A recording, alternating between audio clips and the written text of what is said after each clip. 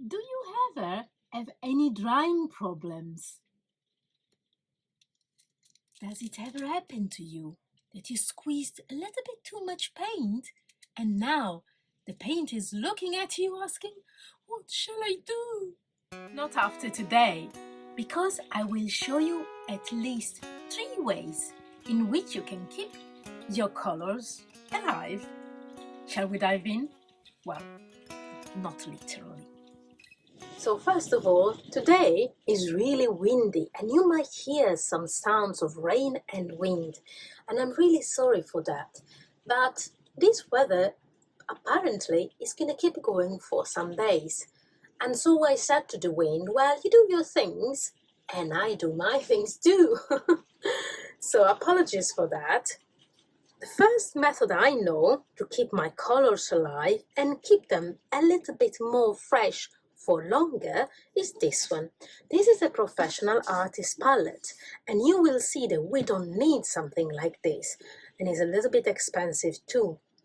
But what it does, it helps us to understand how it is the best method. So this palette I don't use very much because it's really big. And what you can see is got a plastic lid that closes really, really neatly. When I close it, it even does a click. Can you hear? So that means that this lid is really airtight. This palette, I haven't been using it for a full year. And if I touch it, it's still wet. There is another thing that happened. You might see it here at the top. Because I didn't use it very much, it developed some mold. So mold is not a problem for colors, but it might be a problem for us because we don't want to breathe it. So if I want to use this palette again, I will take these sheets out and I will wash what's underneath. And then I'm ready to go again. Now I will show you in which, how many layers, let's say, this palette is composed. So it is actually a simple plastic box. And then what I do, I put underneath something like a cloth, like a kitchen cloth or a sponge, and I make it really wet. I'll show you it in a minute. And then what I put on top, it can be two different things. Let me just take them so I'll show it to you.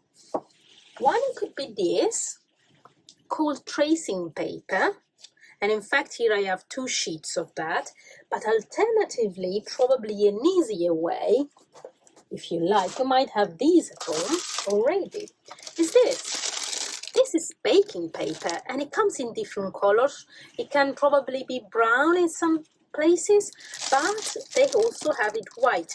I prefer the white because I see the colors better, but this is perfect. So you cut it to the size that you need and then you place it on top. It is really important though that this underneath is really wet. I mean, it doesn't have to drip, but I'll show you how wet it needs to be. So this is our first method. I don't recommend it because, as I said, it's really expensive, but I wanted to show it to you. Right, sorry. Second way, which is the one actually I use the most and I can keep it for me even when I am outside, is just a normal Tupperware box. You know, the one that you can use for your lunchbox. In fact, I think I bought it in a grocery shop. Right, so the important thing, as I said, is that this one needs to be airtight. So we need to make sure that when it's closed, the air doesn't go in, right? So, sorry, I've been using this one until yesterday, so it's really fresh.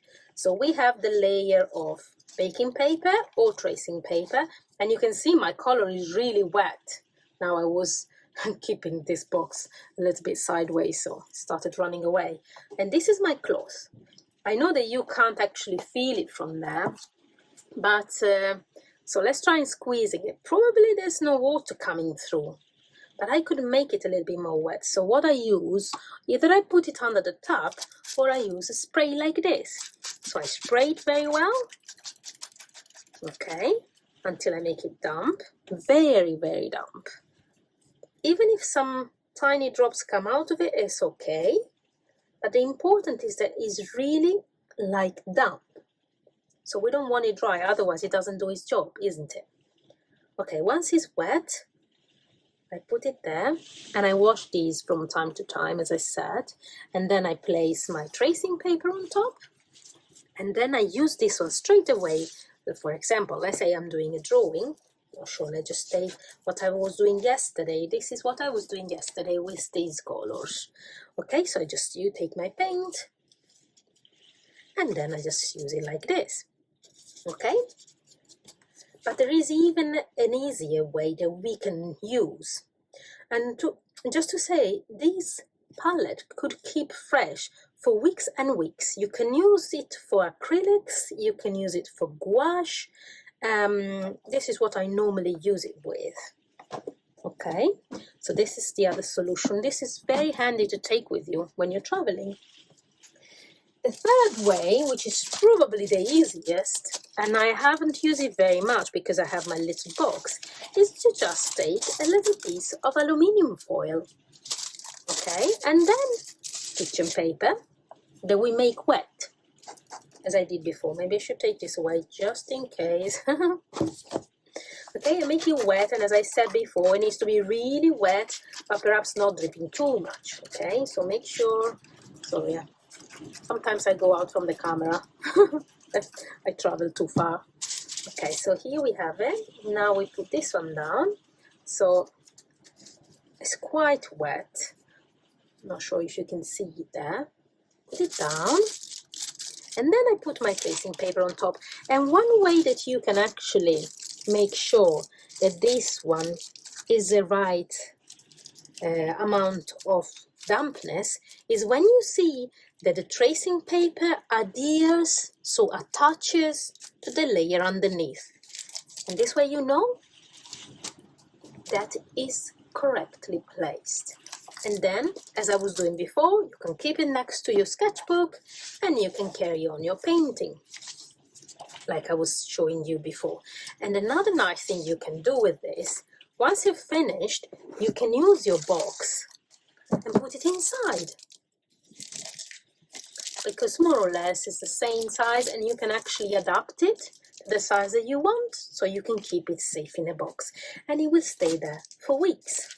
Another thing that we can do, for example, if we see that our colors are starting to get dry, is to use a little spray to just keep them fresh. And what I use for that, I use this type because I found that they are a little bit more, I don't know how to say, subtle in the way that they spray the water. These ones often, they just send too much water and they cause a flooding, and then if there is a flooding, you know, we need umbrellas and we need wellies and it's just a disaster. So these ones are much better. Alternatively, I think I had another type which I cannot find at the moment. It's always on my desk, of course, but now it's just hiding somewhere. So anyway, it's something very similar to this. Well, I really hope you enjoyed this video and let me know if you tried and how it works for you. And if you have other ideas or other methods to keep your colors alive. Well, thanks for watching. I'll see you next time.